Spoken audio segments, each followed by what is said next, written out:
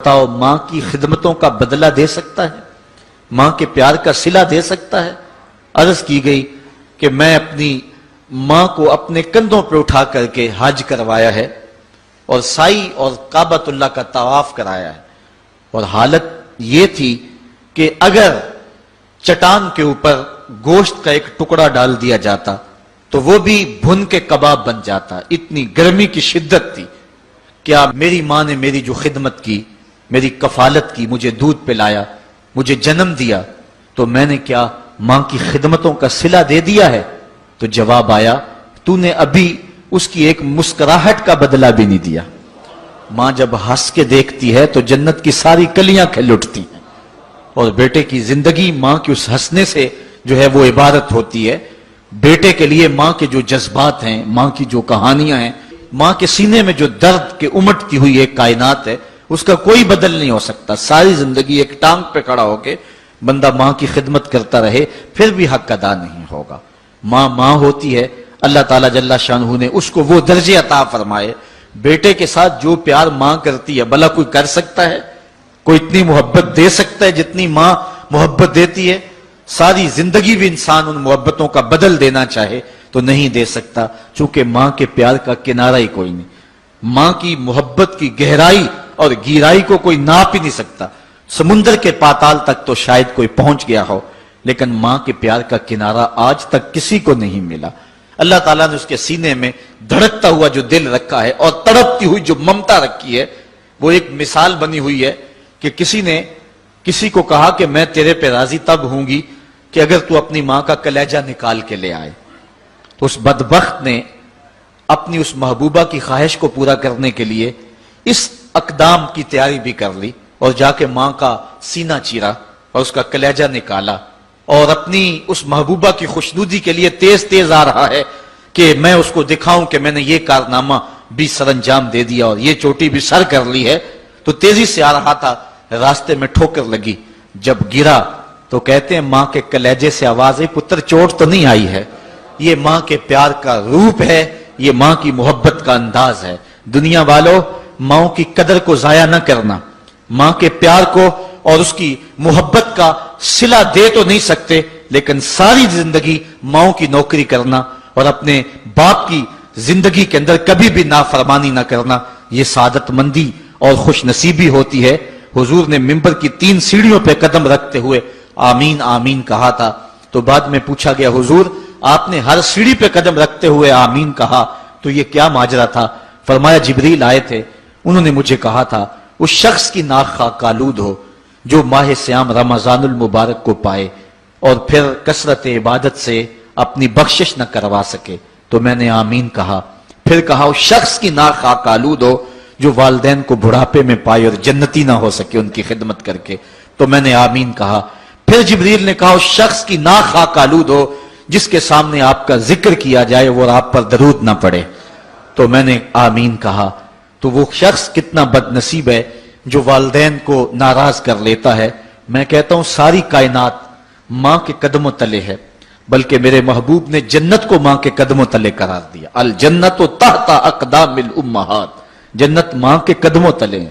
ماں اتنا پیار کرتی ہے کہ جس کا کسی ترازو پہ تول نہیں ہو سکتا، اور اس کے پیار کا صلہ بدلہ ساری زندگی خدمت میں بھی گزار دیں پھر بھی نہیں دیا جا سکتا۔ اللہ تعالیٰ جل شانہ نے ایسا رشتہ ماں کی صورت میں پیدا کیا ہے، جنت کی چھاؤں کا دنیا کے اوپر روپ ہے ماں کی ذات، جنت کی گھنی چھاں ہے ماں کا وجود، اور اللہ نے اپنی رحمتوں کو اگر کوئی صورت دی ہے تو وہ ماں کا روپ ہے، اور ماں کے سینے میں وہ تڑپتی ہوئی ممتا اور محبت کے وہ پگھلتے ہوئے جذبات رکھے گئے ہیں کہ دنیا پر ماں کے پیار کا بدل نہیں ہے۔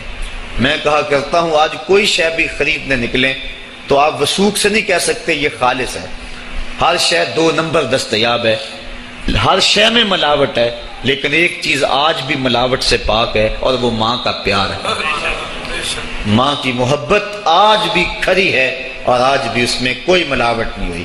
بچہ بوڑھا بھی ہو جائے لیکن ماں کے لیے وہ بچہ ہوتا ہے، ماں کی دعائیں اسی طرح اس کے لیے ہوتی ہیں، اور بچہ آغوش مادر میں آ کر پھر طفل سادہ رہ جاتا ہے۔ یہ ماں کا پیار اور ماں کی محبتیں ایک شاعر نے ماں کی محبت کا نقشہ کھینچتے ہوئے کیا خوبصورت بات کہی. وہ کہتا ہے مدت ہوئی میری ماں نہیں سوئی تابش، میں نے ایک بار کہا تھا مجھے رات کو ڈر لگتا ہے. کہا سحری کے وقت میں نے ایک بار اٹھ کے رات کو چونک کر کہا تھا مجھے رات کو ڈر لگتا ہے. مدت ہوگی اس بات کو، یہ قصہ پرانا ہو گیا ہوا ہے، مجھے بھی بھول گیا ہوا ہے، لیکن میری ماں رات کو نہیں سوتی، میرے بیٹے کو کہیں ڈر نہ لگ رہا. یہ ماں کے پیار کا روپ ہے. علامہ اقبال جب ان کی والدہ انتقال کر گئیں تو وہ دیار غیر میں تھے، تو اس وقت انہوں نے ایک طویل مرثیہ لکھا اپنی ماں کی یاد میں، جس کا عنوان ہے والدہ مرحومہ کی یاد میں. اس کے اندر لکھتے ہیں آہ اب وطن میں ہوگا کس کو میرا انتظار، آہ وطن میں ہوگا اب کس کو میرا انتظار، کون میرا خط نہ آنے سے رہے گا بے قرار، آرزو لے کر تیری خاک مرکت پہ آؤں گا، اب دعائے نیم شب میں کس کو میں یاد آؤں گا. کون پچھلے پہر اٹھ کے دعا کرے گا؟ ہر ایک سے کہنا پڑتا نا جناب دعا کرنا، مولوی صاحب سے بھی عرض کرنا پڑتا حضور دعا میں یاد رکھنا، پیر صاحب سے گزارش کرنا پڑتی ہے جناب مجھے دودھ راتوں میں اور چاندنی راتوں میں مجھے یاد رکھنا.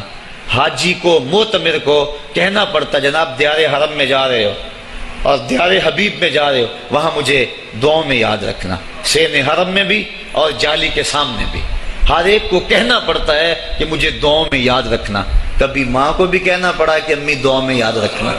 ماں کے ہاتھ ویسے اٹھے رہتے ہیں، اور جب ماں کے ہاتھ اٹھ جائیں اجابت کے سارے دروازے کھل جاتے ہیں. میں نے پڑھا کتب حدیث میں جو دعائیں رد نہیں ہوتی ان میں سے ایک ماں کی دعا ہے.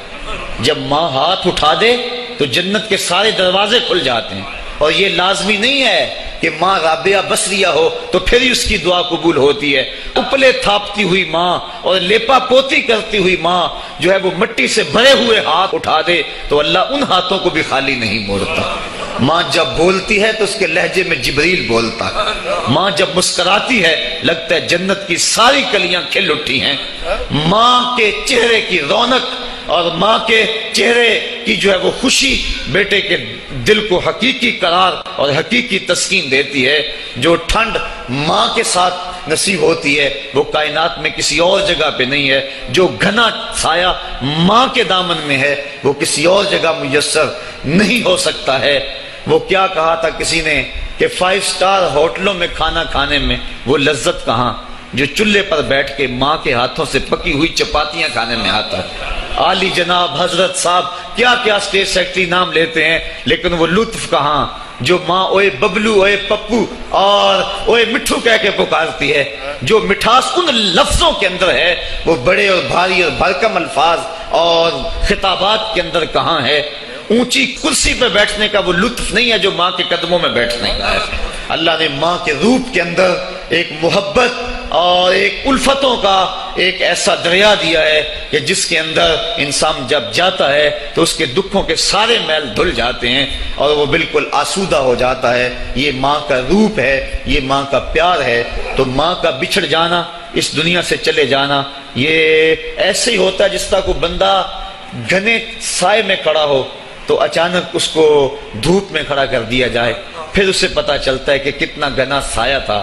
جس طرح درخت ساری دھوپ اپنے اوپر سہتا ہے اور جو اپنے نیچے کھڑا ہو اس کو ٹھنڈک دیتا ہے، اسی طرح ماں باپ سارے دکھ اپنے اوپر سہتے ہیں لیکن اپنی اولاد کو ٹھنڈک پہنچاتے ہیں.